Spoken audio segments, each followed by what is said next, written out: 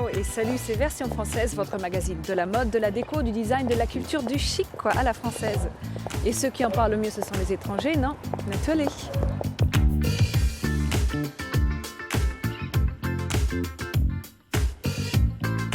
Rencontre avec le barré Vincent Darré, un designer qui ne laisse personne indifférent. On ira ensuite s'enfoncer dans les nombreux passages que dissimule notre capitale. Focus sur le carré de soie Hermès, must-have qui ne vieillit pas. Notre relève du jour, c'est noir-noir pour un combo streetwear sophistiqué. Et tout de suite, point de vue, un regard affûté sur les nouveautés stylées de la semaine chic. Version Française, c'est maintenant.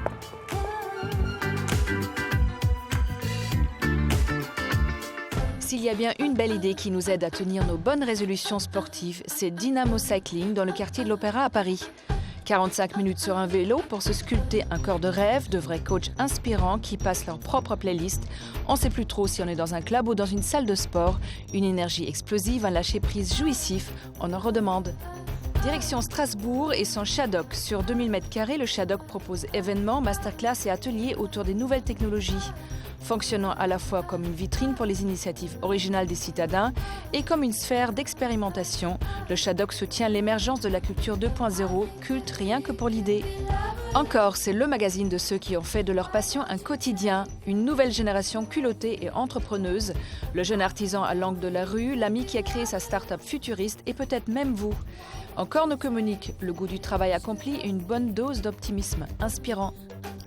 La marque Bonne Maison contredit avec style ceux qui pensaient que la chaussette était négligeable.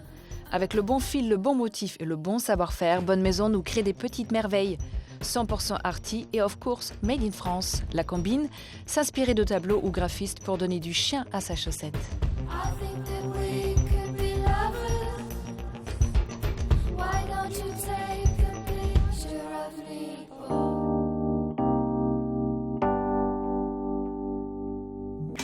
Portrait barré du chic designer Vincent Darré, entre meubles surréalistes et objets fantasques, découvrez son univers extravagant.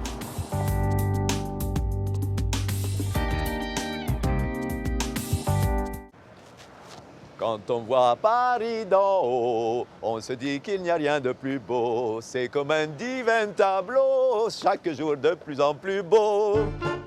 Vincent Darré est un designer d'intérieur pas comme les autres. Véritable touche-à-tout, Vincent Darré a travaillé dans la mode, la décoration, le journalisme ou encore la photographie. Fort de toutes ses expériences et ses rencontres, en 2008, Vincent Darré inaugure la Maison Darré, un concept animé où les meubles et les objets sont proposés en édition limitée. Des collections dessinées et réalisées par Monsieur Darré lui-même. Son univers, on le retrouve dans chaque chambre de l'hôtel Montana. Ce dandy baroque nous fait une visite privée. Attention, gardez bien les yeux ouverts. C'est la suite Miroir d'argent. Alors là, on rentre d'abord dans un vestibule qui n'a rien à voir, parce que chaque chambre a son petit vestibule. Et là, c'est le papier peint tonkinois. Et je l'ai dessiné à Marrakech, et j'étais dans la maison d'Ariel Dombal, et sans m'apercevoir, elle m'a dit « Oh, j'adore ce papier peint !» Et je me suis rendu compte que c'était que des petites Ariel Dombal qui dansaient toutes nues dans la jungle. C'est pour ça qu'elle l'adore. Et là, vous allez découvrir la suite d'Aluminium. Ça, c'est une table d'un architecte italien des années 60. Ça, c'est tout le mobilier de la Maison Darré. Et ici, c'est la suite David X. David X était un décorateur anglais. Il cuisait beaucoup de la couleur. Et chaque placard, en fait, dans chaque suite, a des couleurs différentes. Là, c'est rouge. Alors là, c'est un papier peint que j'ai fait avec tous mes collages. Ça a été peint directement sur les murs, tout ça. En fait, l'idée, c'était que c'était comme une perspective d'architecture et que c'était un peintre, un peu comme si la chambre avait été habitée par Jean Cocteau qui s'était mis à dessiner sur les murs. Et la moquette, c'est une anamorphose. En fait, c'est une gigantesque... C'est un œil dans lequel se tourne toute une immense spirale. Là, quand on est là, c'est divin. On se sent bien. Pas si vite, Monsieur Darré. Elles sont comment, les salles de bain de l'hôtel? Et les salles de bain sont très gainsbourgiennes. Elles sont toutes noires, comme une grande piscine noire. Et maintenant, vous nous emmenez où? Où est-ce qu'on va? On va dans une librairie assez spéciale, parfois un peu macabre. Voilà, c'est la librairie Alain Brieux. Donc, vous allez voir.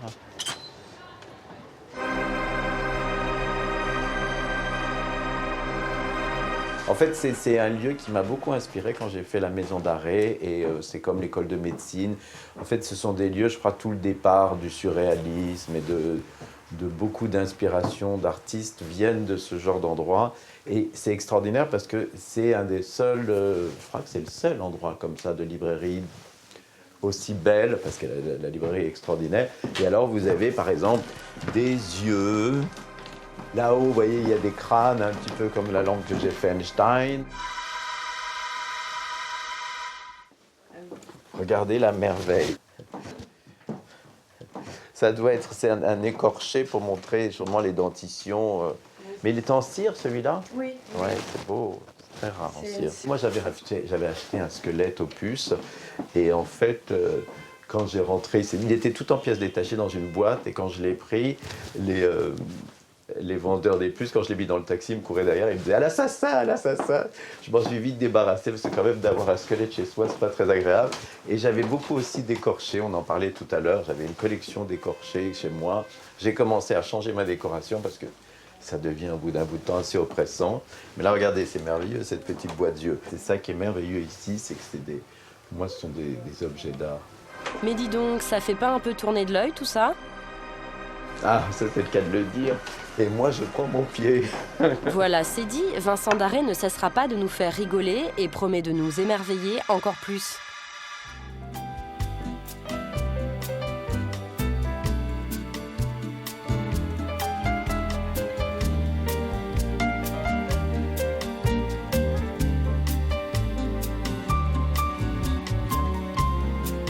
Bonjour Vincent Darré, merci de nous recevoir chez vous. Ah oui, c'est Presque pas tout chez à vous. fait chez moi, c'est au Montana. Mais ça vous ressemble.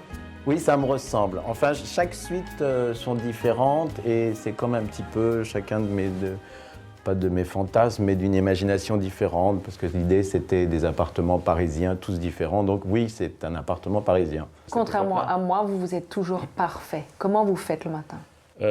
Écoutez, d'ailleurs, quand je suis pas, c'est pas que je suis parfait, mais c'est que c'est juste une question de bonne humeur. Si je me réveille le matin et que je m'habille et que j'ai difficulté, normalement, je commence comme ça et hop, je mets un truc après l'autre et ça tourne plutôt bien. Puis parfois, c'est la catastrophe, je sors de chez moi et je passe une super mauvaise journée. Sur la table, il y a deux livres, un livre de Dali, un livre sur la mode. Ça vous résume assez bien? Oui, c'est vrai. Les deux grands...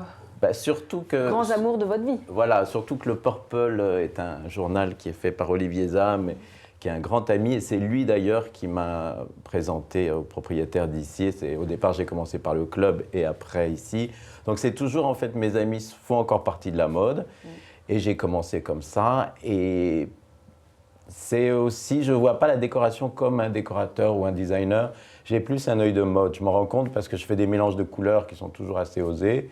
Et beaucoup de gens me disent, ça se voit que ça vient plus de la mode que de la décoration. Et du coup, ça a toujours été en vous, quelque part, l'envie d'être décorateur ou designer ou de créer en tout cas des intérieurs, même quand vous avez travaillé dans la mode.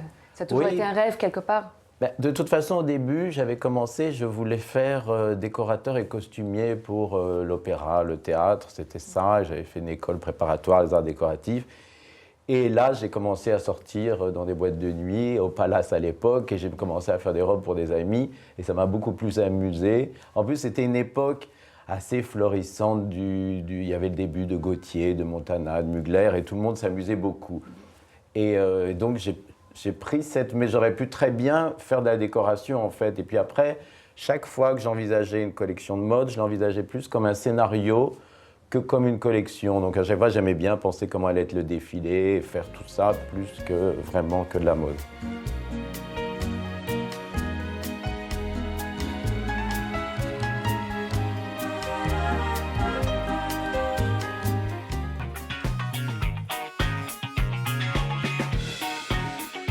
Au XIXe siècle, Paris comptait près de 150 passages couverts. Il en reste aujourd'hui une trentaine.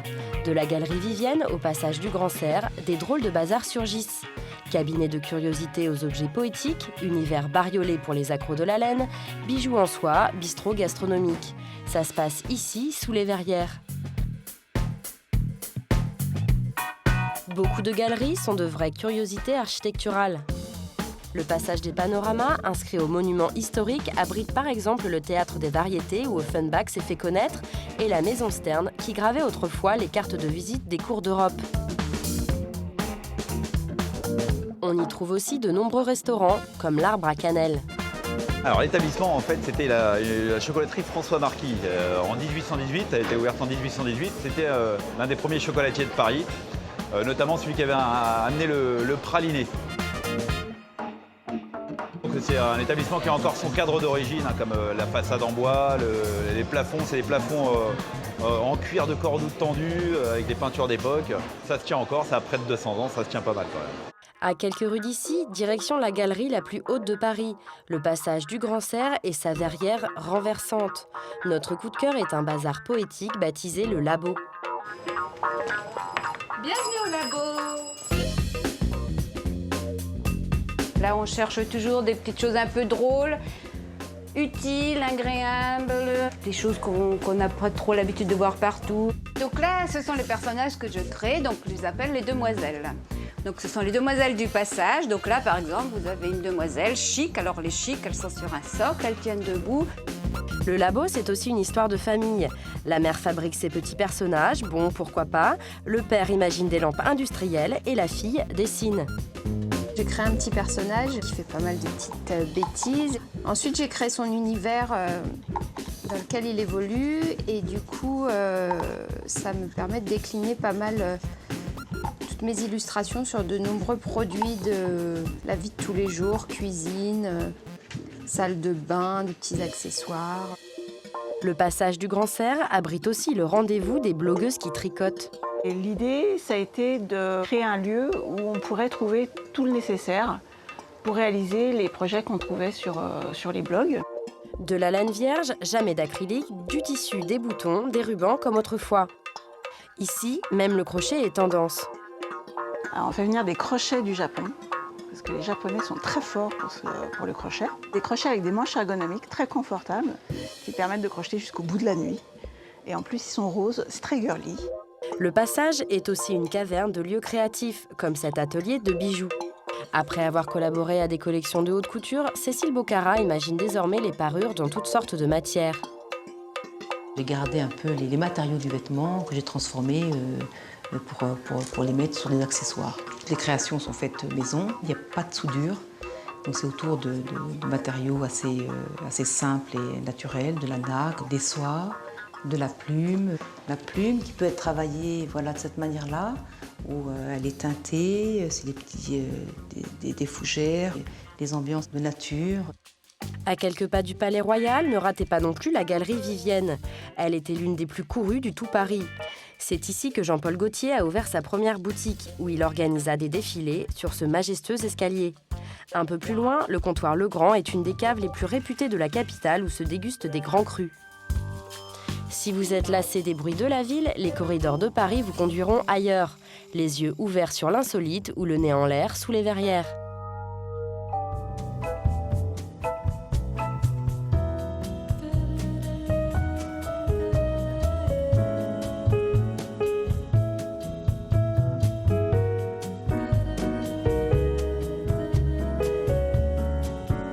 Vincent, en dehors de Dali, Marcel Duchamp, il y a aussi le punk qui est hyper important dans votre vie. Votre idole, c'est Nina Hagen. C'est qui C'est drôle que vous disiez ça. Oui, c'est parce que je crois qu'on est marqué par son adolescence, quand on commence à sortir. Et moi, c'était le punk, c'est vrai. C'était un état d'esprit. C'est vrai que nous, on était des punks d'opérette par rapport aux Anglais qui, eux, étaient vraiment... C'était un mouvement contre la société. Nous, c'était plus une attitude.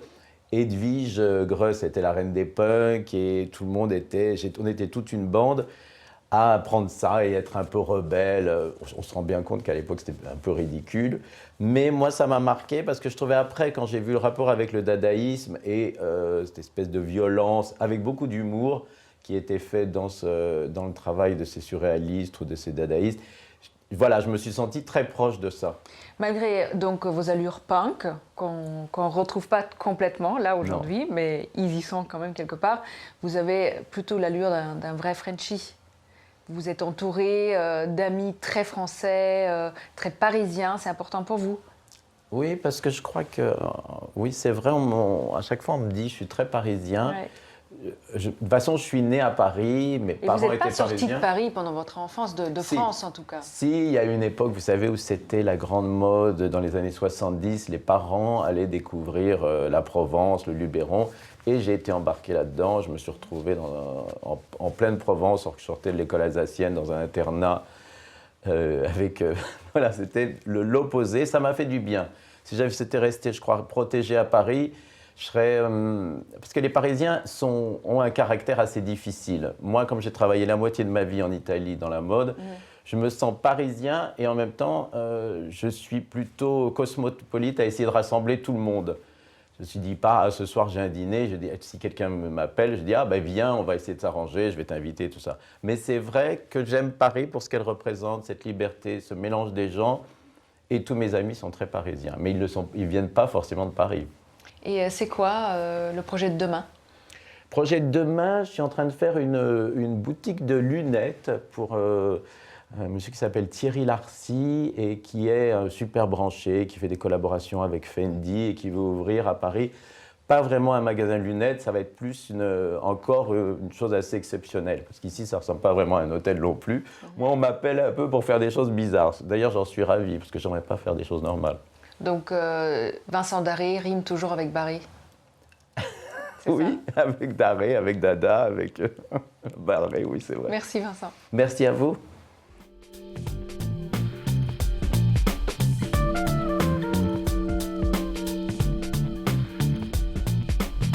Retrouvez tout de suite la rubrique phare sur un objet mythique, mode, design ou gourmand. C'est notre focus.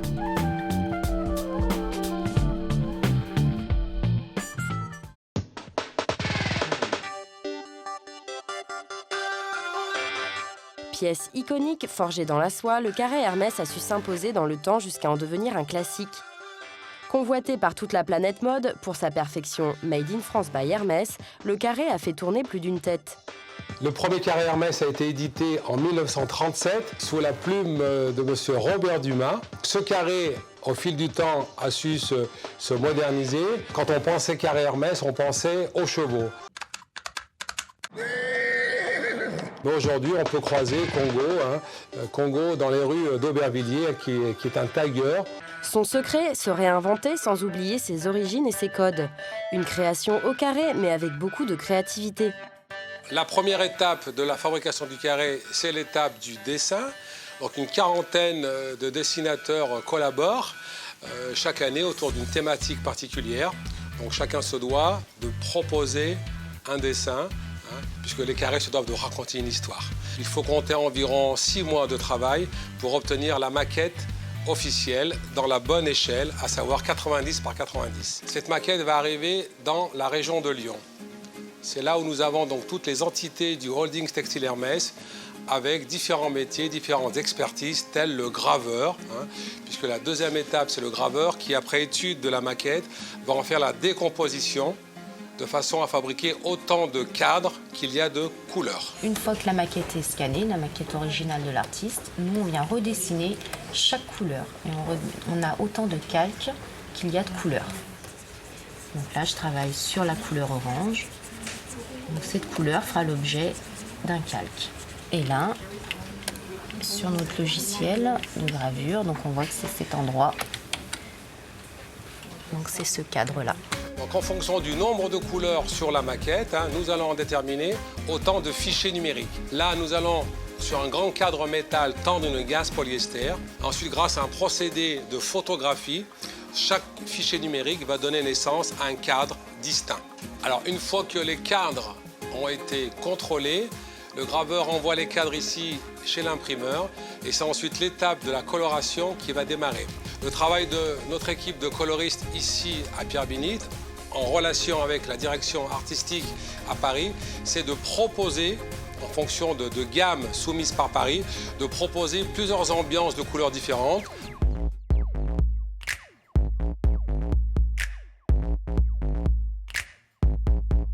fois que toutes les colorations seront validées, en fonction bien sûr des commandes de nos boutiques, nous pourrons lancer la production sur nos tables d'impression qui font 100 voire 150 mètres de long en utilisant une technique particulière, puisque c'est la technique traditionnelle, appelée également technique à la lyonnaise. L'impression se fait au cadre plat, c'est-à-dire que nous allons tendre et coller la soie sur la table. Il faut bien coller la pièce droit fil. Ensuite, il va falloir déposer de la couleur avec une bonne viscosité, une bonne hauteur dans le cadre. Ensuite, racler la couleur, cadre après cadre, couleur après couleur. Nous allons donner naissance au carré.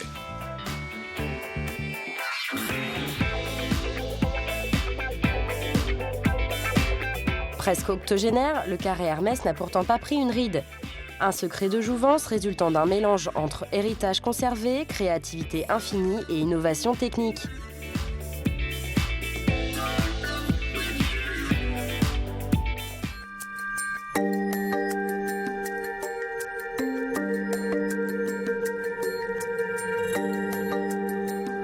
La relève du jour, c'est Noir Noir, une jeune marque très créative qui imprime des tapisseries anciennes sur des sweats et des t-shirts.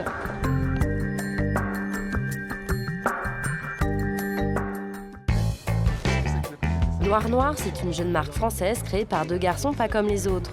Bonnie et Manaré aiment traîner dans les galeries et les musées à la recherche des plus belles tapisseries. C'est un peu le même principe que le sample en fait dans la musique. On prend une partie d'une œuvre et après on la réinterprète avec Photoshop et tous les outils que tout le monde connaît. Et ça donne ça, des t-shirts, des blousons recouverts de tapisseries vieilles de plusieurs siècles. Pas démodés pour un sou et au contraire hyper fashion. C'est entre le kitsch et le punk, on va dire. Parce que mettre une tapisserie qui est dans un milieu guindé, qui sort d'un musée, et la mettre sur un sweat à capuche, c'est presque punk, quoi. Leur méthode de travail est assez simple. Ils déambulent rive gauche. Ici, ils sont connus de tous. Amélie. Ça va?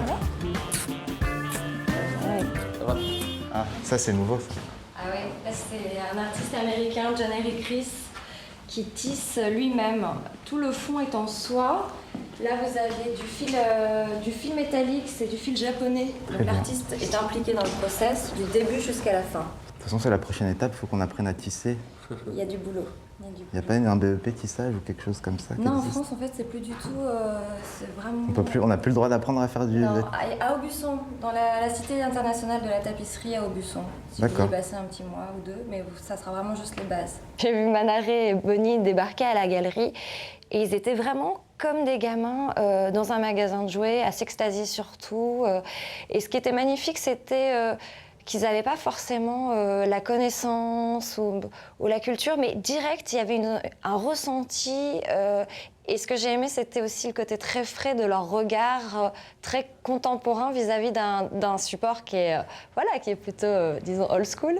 Aujourd'hui, Bonnie et Manaré veulent revoir un tapis persan. Il est dans le coffre-fort. Je vous en sors qu'un seul ou vous en voulez d'autres? Un seul, ça suffit. Celui-ci? Ouais. C'est vraiment que pour faire des tests. Très bien. Ça vous donnera une idée. Merci beaucoup. On va regarder déjà ce qu'on en pense en vrai. Toujours pas, c'est jamais pareil les couleurs entre la photo du catalogue et son aspect réel. Tac. Bah donc, j'avais raison, faut le retourner. Ouais, ça va. Voilà. Ah, voilà. Là déjà. Ouais, ça fait ressortir les striures, c'est bien. Ouais. Pourquoi il faut le retourner? Bah parce que c'est que ça le désature instantanément dans la vraie vie. On n'a même pas besoin d'aller sur Photoshop en fait. Ça fait là on voit les bien. striures, Et en fait, en impression numérique, on va plus voir le travail de tissage quand on le prend en photo par derrière. Clic-clac, en quelques instants, le tapis est photographié, puis corrigé. Tu vois là, c'est quasiment orange fluo. Tu veux peut-être que je prenne que la rosace? Non, d'abord on travaille sur tout le fichier, et après on verra. Est-ce que du coup tu veux que je désature juste cette partie ou la totalité? Non, désature tout, et après on va faire par couleur. On trouve ça intéressant, la dualité, quelque part l'opposition entre ces tapisseries qui ont pris plusieurs années à être tissées et la manière dont on va le retravailler sur un ordinateur, sur Photoshop, se le réapproprier, retoucher les couleurs. Le résultat final traverse un peu les époques et finalement c'est deux arts qui se rencontrent et je pense que c'est important pour nous toujours d'avoir cette dualité. C'est ce qu'on a essayé de faire en tout cas dans cette collection. Et nous aussi, on aime ce contraste détonnant entre deux garçons issus de la culture hip-hop et des tapisseries centenaires.